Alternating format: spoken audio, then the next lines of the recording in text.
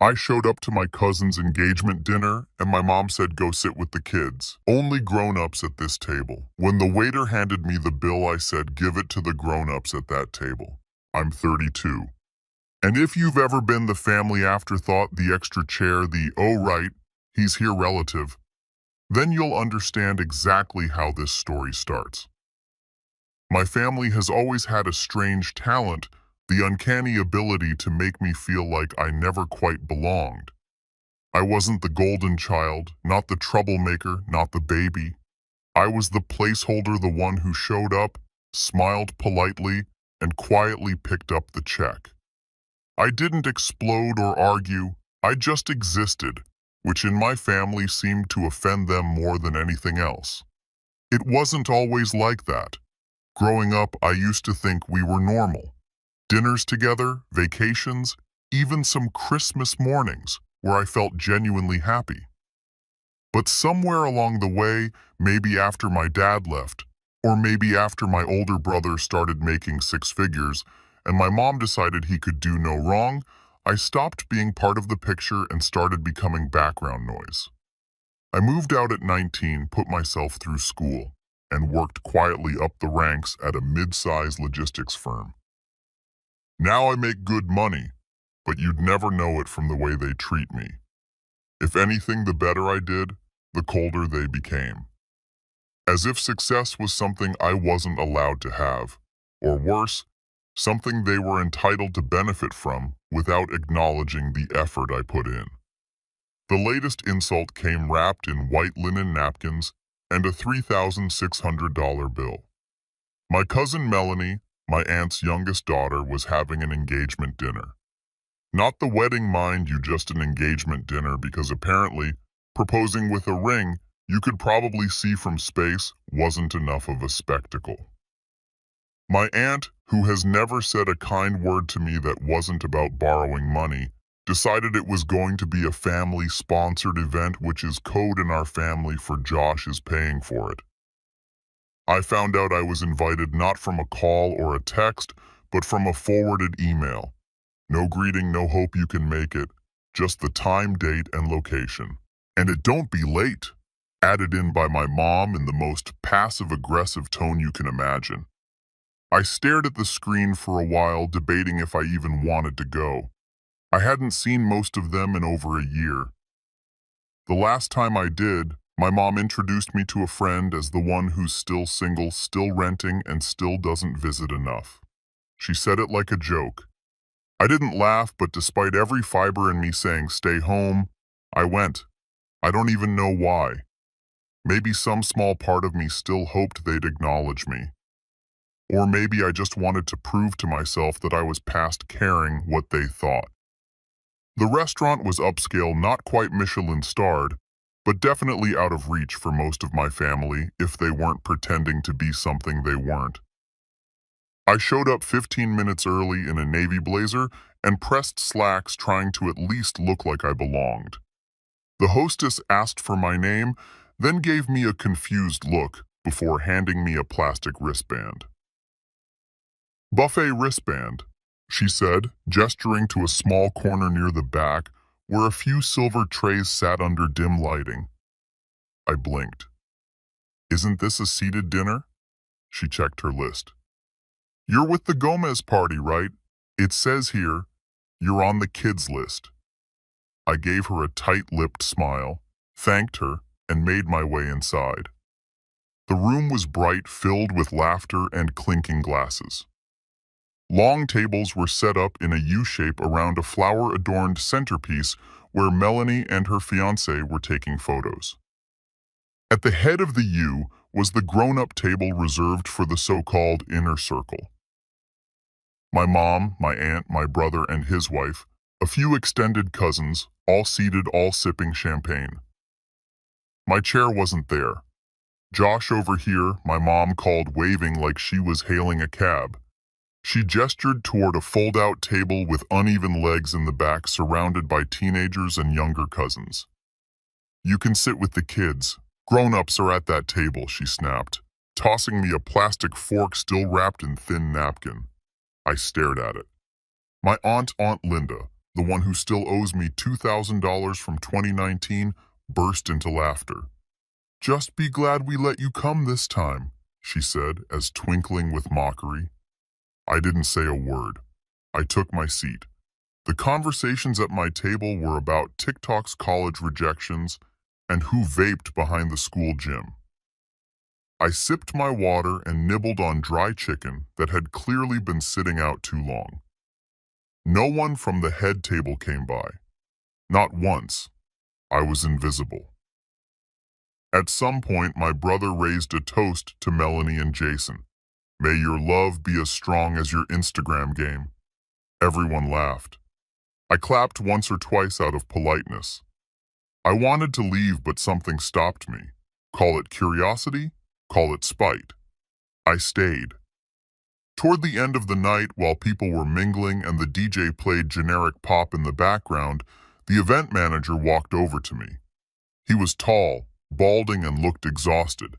He leaned down, checked a clipboard, and said, "Hey, just confirming you're covering the $3,600 balance tonight, right?" I blinked. "Sorry." He flipped the page and showed me this was the agreement. $1,500 deposit already paid, and the remaining $3,600 is due by close. It's under your name. My stomach dropped. "Who gave you my name, Linda Gomez?" he said flatly. "She said you were the one organizing the payment. Said it was your gift to the family." For a second, I couldn't speak. I looked toward the head table. My mom was laughing, swirling wine in a glass, while my aunt patted her on the back. I wasn't even surprised. I just felt empty, then calm. I smiled, stood up slowly, and pointed toward them. "Ask the grown-ups," I said. The event manager raised an eyebrow. "So you're not—" "No," I cut him off. "I'm just the guy with the plastic fork."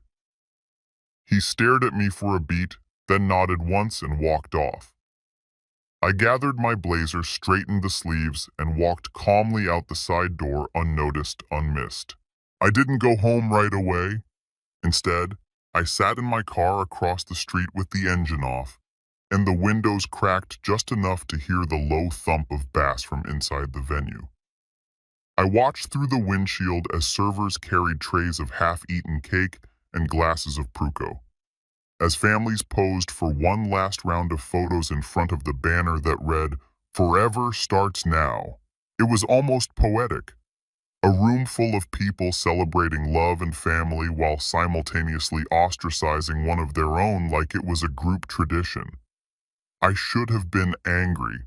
I should have felt some massive burning surge of betrayal. But the truth, I didn't feel much of anything at all. Just tired. Tired of playing along. Tired of swallowing my pride for people who saw me as a wallet, not a relative. My phone buzzed once. A message from my brother. "Nice of you to leave early. Mom says you're being dramatic again." I let out a dry laugh. Dramatic, right? As if being treated like a second citizen at a party you weren't even properly invited to. Then being slapped with a $3,600 surprise bill was just part of the family fun. That was the moment something in me finally clicked. Not a snap, more like a quiet shift, a decision. I pulled up my banking app and scrolled to the shared accounts I'd foolishly agreed to help manage years ago. You see, while my family had a habit of mocking me to my face, they had no issue linking their problems to my name behind closed doors. My mom's utilities under my account, she said it was just until she fixed her credit. My aunt's emergency dental surgery, I'd co-signed the loan. My brother's second honeymoon after blowing the budget on VIP upgrades. My credit card. They always said they'd pay me back. They never did, so I froze them. Not out of spite, out of clarity, I went one by one. Electric, gas, cable, mobile phones. All the accounts I was quietly paying for because family helps family. I turned them off, canceled them, removed my name, and in the cases where I could, scheduled official account closures. Then I opened a new bank account under a different branch and began transferring my funds out. Every single dollar gone from anything they could access.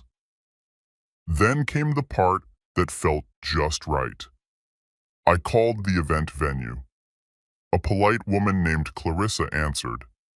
I told her I'd been listed as the payer for a dinner I never agreed to host. I asked if there was a signed document under my name. There wasn't. Ma'am, I said calmly, I never authorized that charge. I won't be paying it. And if my name is used again without consent, I'll be getting my lawyer involved. Clarissa stammered, apologized, and said she'd take it up with the woman who made the booking. I thanked her, hung up, and finally drove home. The fallout started the next morning. 7:12 a.m., my phone buzzed. A group text. Josh, the venue says the payment bounced. What's going on? 7:29 a.m. My mom sent a separate message. Why are the lights not working? Did something happen with the electric bill? 7:34 a.m. Aunt Linda, I'm being told my credit is frozen because of you. This is completely unfair. By 8:15 a.m., I had 27 unread messages, 3 voicemails, and 2 missed calls from my brother. But the real panic set in when Melanie, the bride-to-be, called me directly. I almost didn't answer, but curiosity won. Josh, her voice was already tight, as if holding back tears. I'm so sorry about how you were treated. I didn't know they put your name down for the bill. It's just the venue won't release the photos until we settle and they say your name's on the account. Could you maybe just cover it and we'll sort it out later? I paused. I sat at a fold-out table. Mel, I said, my tone flat with a plastic fork. You posted 100 photos and I wasn't in one. Why would I cover it? She sputtered. I didn't mean to exclude you. I swear it was my mom and Annie Linda, and asked the grown-ups, I said, and hung up. That night, my phone blew up again, this time with a different tone. My mom started with guilt. I raised you better than this. Don't punish everyone for one silly misunderstanding. Then came my brother. You're overreacting. They're old. They joke around. Don't ruin the family over this. But then Aunt Linda escalated. If you don't fix this, I'm telling people you committed fraud on my accounts. That was the final straw. I screenshotted every email and document showing her consent. Every form she signed when I co-signed that loan. Then I sent them all to her, to my mom, and for good measure to my lawyer, who I said with a polite note. Hi, Mark. Just making sure you're aware of the threats being made toward me in relation to shared financial accounts. Silence for 2 days, not a single word. Then the apology texts trickled in. Weak once, conditional once. Sorry if you felt excluded. We didn't mean to make you uncomfortable. Let's just talk this out.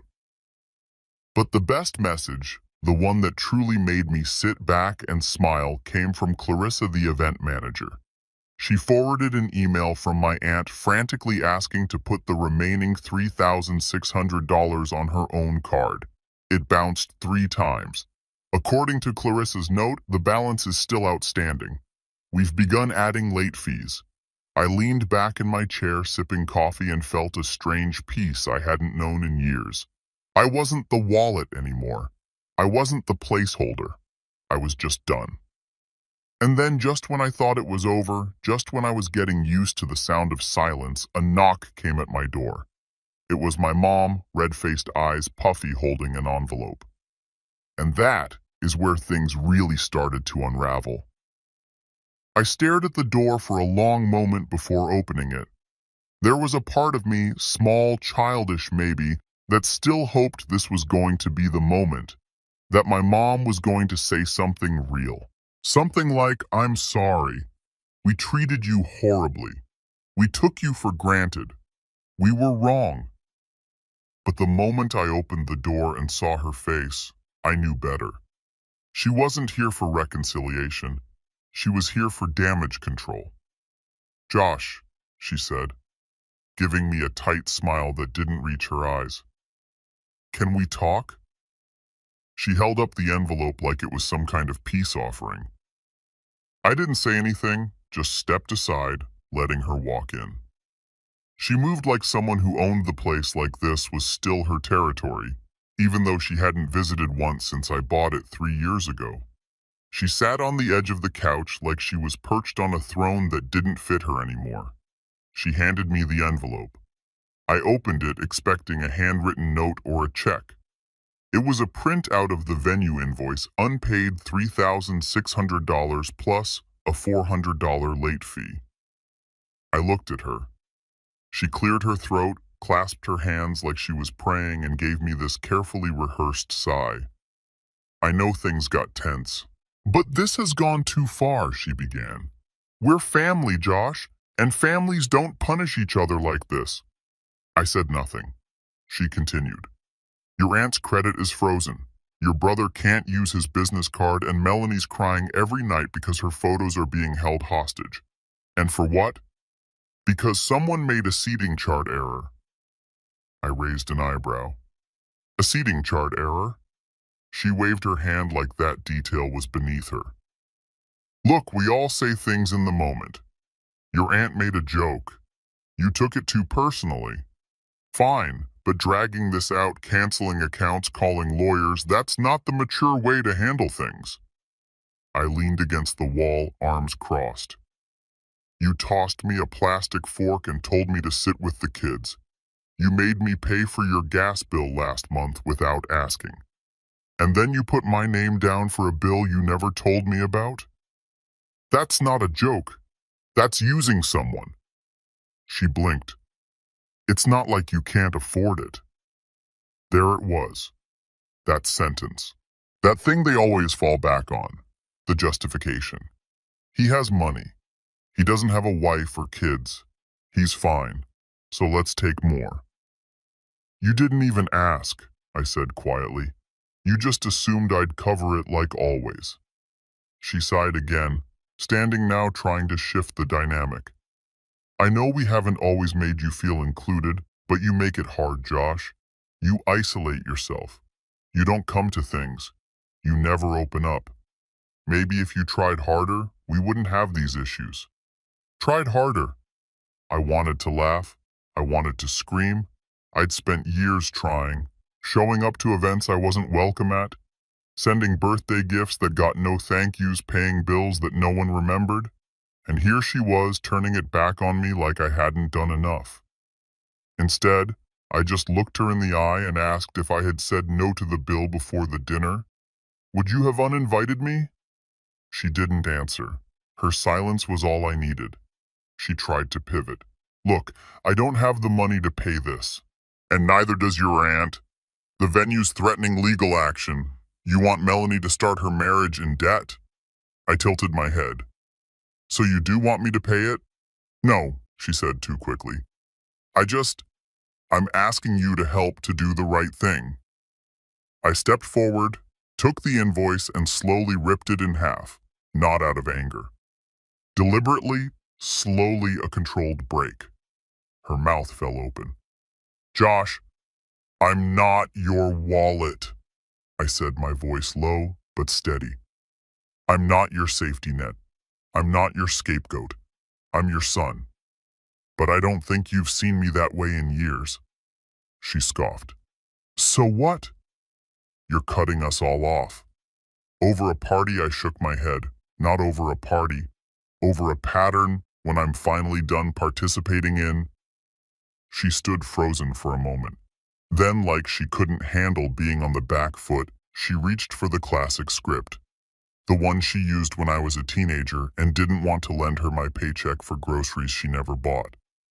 You think you're so perfect, huh? You think money makes you better than the rest of us? You're just bitter. You've always been bitter. I nodded. Maybe, but I'm not broke and I'm not begging my son to fix a mess I created. That one landed. She stepped back like she'd been slapped, blinking too fast. Get out, Mom.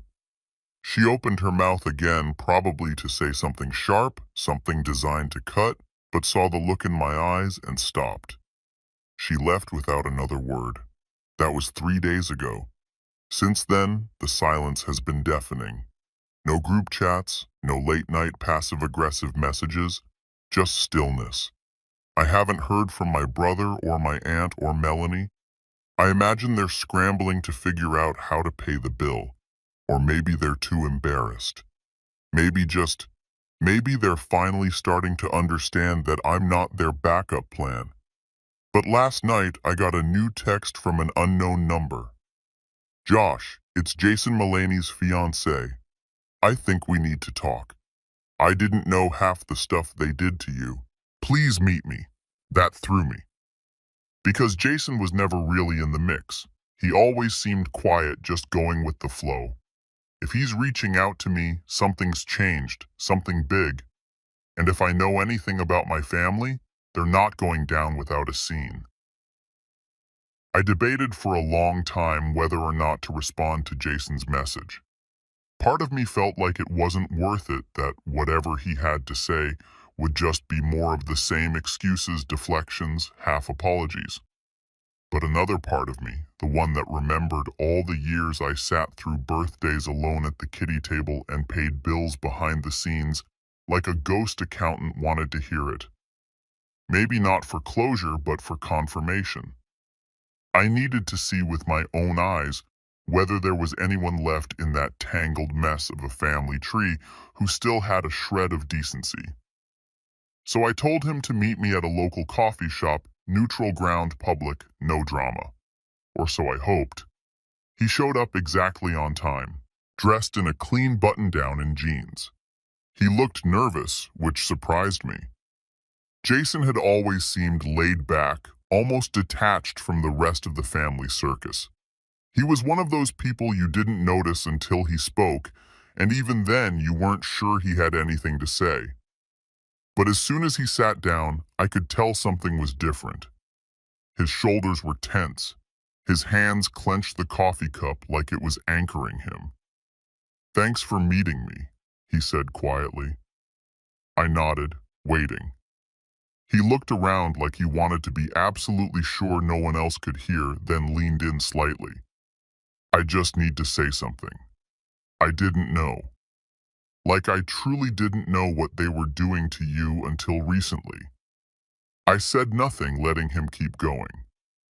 "When Melanie first told me about the engagement party, I thought your name was on the invoice because you offered. She told me you were covering it as a surprise gift. That's what your mom and Linda said too." I didn't question it. He shook his head. "But after the party, when everything blew up and I saw how upset Melanie was, I started looking through the emails. I saw the invoice changes, the name edits, the part where your aunt forwarded your contact info to the venue without your permission. My expression didn't change, but something in my chest tightened. I already suspected it, but hearing it confirmed that they deliberately changed the invoice to put it under my name still made me feel like I'd been punched in the gut." Jason looked genuinely ashamed. I confronted Melanie.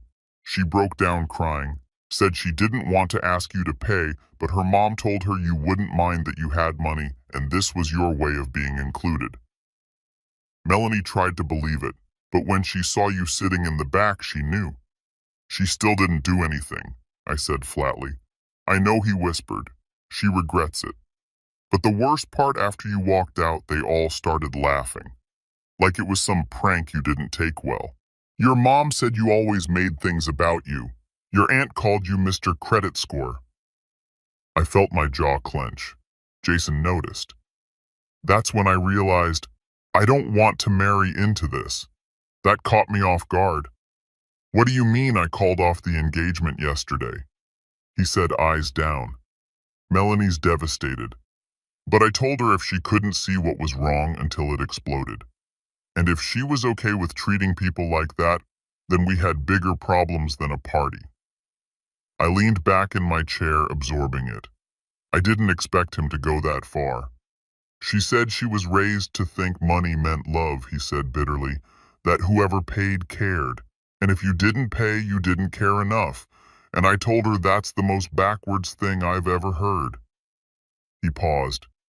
I'm not here to ask you for anything, Josh. I just wanted to say I'm sorry and that I saw it. All of it. You're not crazy. You weren't being dramatic. You were being used. I exhaled slowly.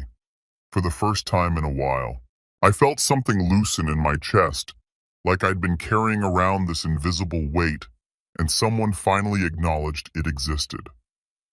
Thank you, I said simply. We didn't talk much after that.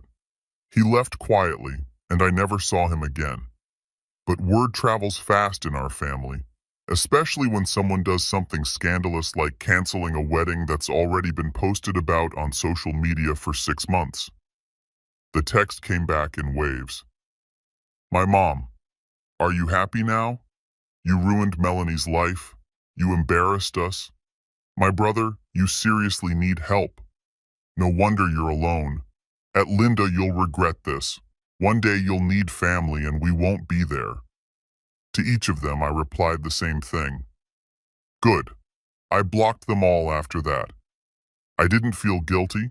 I didn't feel conflicted. I just felt done. Like a door had closed and I didn't have to keep knocking, hoping someone on the other side would finally let me in. In the weeks that followed, I went through every remaining tie. I sold the car I'd co-signed with my brother. I closed the emergency credit line my mom had access to. I even canceled the joint Spotify account they were all piggybacking on because honestly, if you're going to cut someone out of your life, cut all the strings. And something amazing happened. My life got quiet. No more guilt-tripping phone calls. No more vague invitations that came with unspoken price tags. Just peace. Real peace. I spent more time with friends. Real friends, the kind who asked how you were without needing something. I picked up an old hobby again, photography. Started hiking on weekends. Learned to cook something other than pasta and eggs. I even began volunteering once a week at a local shelter, helping with logistics and donation drives.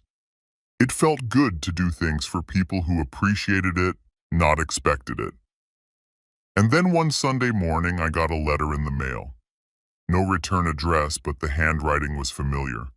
It was from my grandma, the only one in the family who had always treated me with dignity, who lived in a small town 2 hours away, and hadn't made it to the party due to health reasons. The letter was short.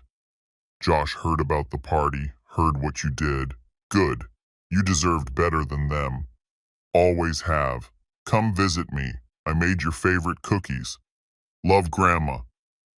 I laughed right there at the mailbox as the wind whipped the edges of the paper.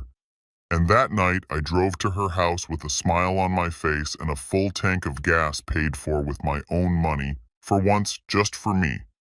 No plastic forks, no kiddie tables, no bill at the end, just a chair waiting by the fire next to someone who always knew my worth, even when the rest of them pretended not to. I wasn't the placeholder anymore. I was finally free.